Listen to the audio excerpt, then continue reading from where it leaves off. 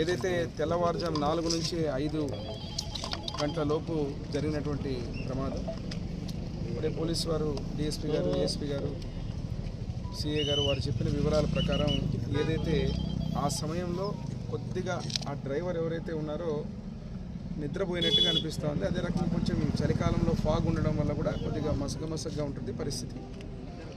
డైరెక్ట్గా ఇంపాక్ట్ చూస్తే మీరు అటు పోవాల్సిన వ్యక్తి ఆ డిజైర్ ఏదైతే ఉందో ఆల్మోస్ట్ రైట్కి రావడం, అక్కడి నుంచి వచ్చే వ్యక్తి డైరెక్ట్గా లెఫ్ట్ సైడ్ ఇంపాక్ట్. దురదృష్టం ఏమంటే ఆ కారులో ఉన్నటువంటి 7 మంది ప్రయాణించే వాళ్ళలో దాదాపు 5 మంది అక్కడికక్కడికే స్పాటెడ్. 2 చిన్న పిల్లలు కూడా ఉన్నారు. కోలార్ నుంచి చిక్క హొసల్ అనే గ్రామం అని చెప్పి అక్కడ ఆ ప్రాంతం నుంచి చెప్పడం జరిగింది. ఇంకొక వెహికల్ ఏమో హైదరాబాద్ నుంచి ఇటు వస్తున్నారు.